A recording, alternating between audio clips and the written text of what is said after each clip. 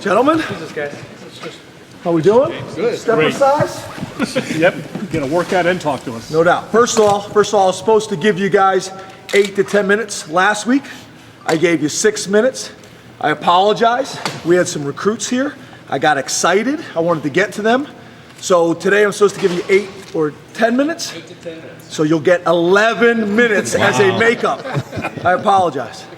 So, Talk a little bit about, we got to see the Lions Den kind of up close a little bit. Can you talk a little bit about what the pluses of that are for practice for you guys? it gives you a great opportunity just to evaluate them without any scheme.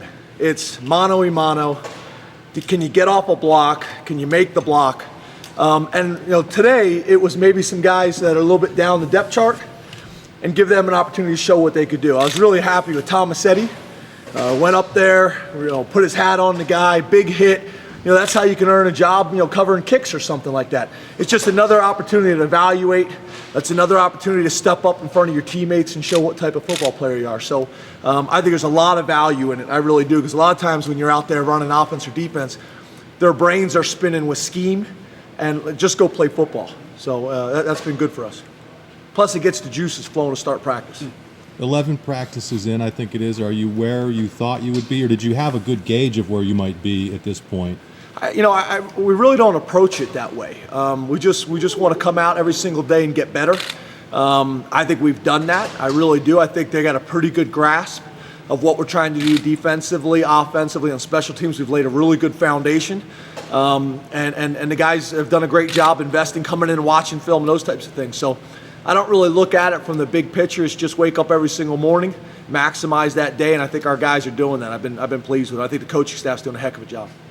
We've talked a lot about depth being an issue, but all right, let's talk about the guys that are on the field working every practice. What have you seen from those guys that that you're going to be able to build on working into the summer? Yeah, the attitude, the work ethic has been great. I think they're retaining a lot of the information. We're starting to play faster, which is going to be important to us. There's been some guys that I think obviously are doing impressive things. I've been very impressed with Hackenberg. Everybody told me ahead of time, but until you see it live, I've been very, very impressed with him. I think Donovan Smith's had a really, really good camp. I think Mike Hull has played extremely well. He's handling the Mike linebacker position, making all the calls. Amos is an impressive guy as well. I could go on and on. I don't like to really point specific guys out, but I've been impressed with a handful of the guys. I think Ficken, I've mentioned that before, I think Ficken's had a great spring. With those linebackers, I know last week you talked about, the defense kind of, being where you want it to be. With Wortman and Brandon Bell specifically playing that field spot, have they kind of caught on there pretty good? Yeah, it's still early to tell. Mike Hull, like I mentioned, has jumped out to me. The other guys, it's still an evolution. We're wait and see right now. We'll have a better idea after we watch the spring game and really see how they compete. But I don't think those positions have been solidified at any point. And I would say that across the board. I want these guys to compete at the end of the spring. We'll look at it and see where we anticipate guys coming in the fall camp. There's very few spots that I feel are solidified at this point. Coach, you've had to plug in some new guys, obviously offensive line and wide receiver. How much, if at all, has that held you back in what you're trying to do offensively this spring? No, it's not going to hold us back. We're going to push forward. We're going to coach the guys that we have here. Those other things are outside of our control.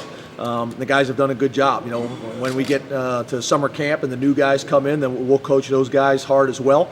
And whoever's going to give us the best opportunity to win. I don't care if you're in-state, out-of-state. I don't care if you're a senior or a freshman. I don't care if you're a returning starter. I don't care if you're scholarship or walk-on. We're going to play the best guys. This is not little league politics. Play your son type of deal. We're going to play the best guys. Yeah. Mike Hall said this week, when you first got here, there was still with them circle the wagons, us against the world mentality, and he said he thinks the walls come down. What have you done to make the walls come down? It's never anything that I've done. It's what we've do as a whole family. I just think the more time that we get to spend together, they see the type of people that we've brought here, how we interact with them, at practice, how we are in meetings. When we're able to have these guys over our house for dinner, the more interaction we get, it's trust. It's trust that's built up. Trust that's built up with you guys, the people in the community, and all those types of things, and the consistency in our actions. So, I think it's naturally going to happen over time. I think it's getting better. I'm very, very confident that come the first game of the year, we'll have as good a chemistry as anybody in the country because that's a focus of our program. If you have any more thoughts as to format, You guys are going to let this guy just dominate the whole session, huh?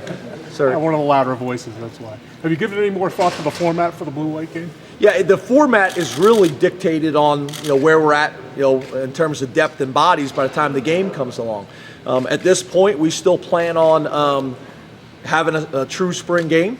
We'll see how this week goes and affects that. What you probably can plan on is the O-line will be in a different color.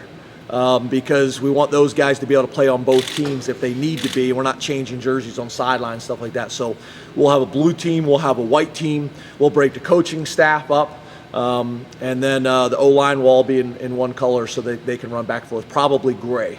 I know everybody's so consumed by the uniforms around here.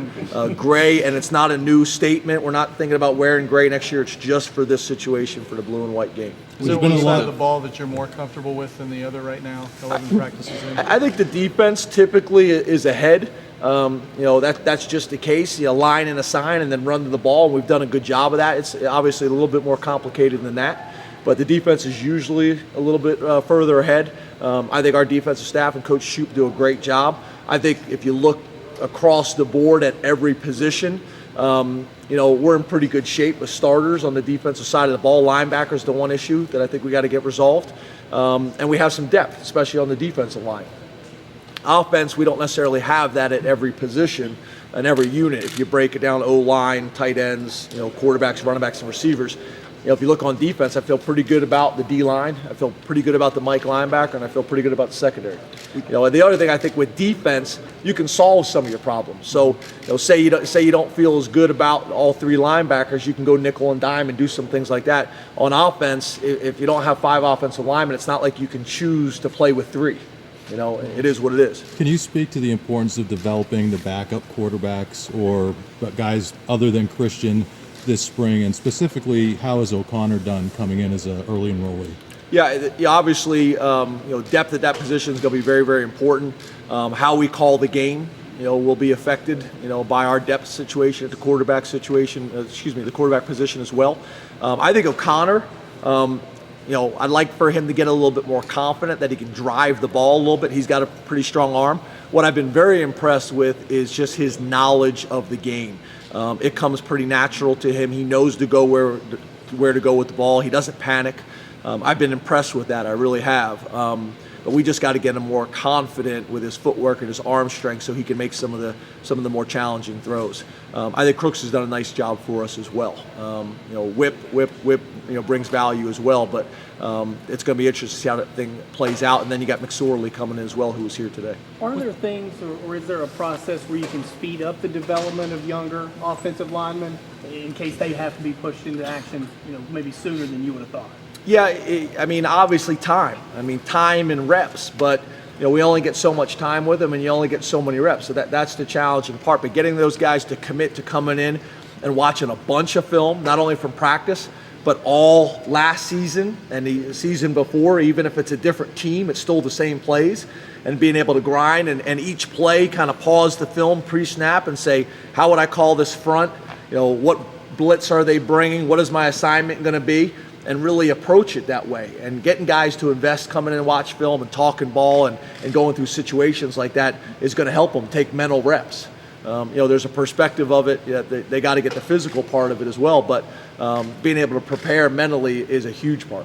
With a year under his belt, can Christian kind of help speed up the development and learning process for some of the young receivers, maybe Deshaun and DeAndre as well? Yeah. Have you seen that? Have you seen those guys develop chemistry this early on? Yeah, I wouldn't say this. It's hard for him to do that at this point because he's learning.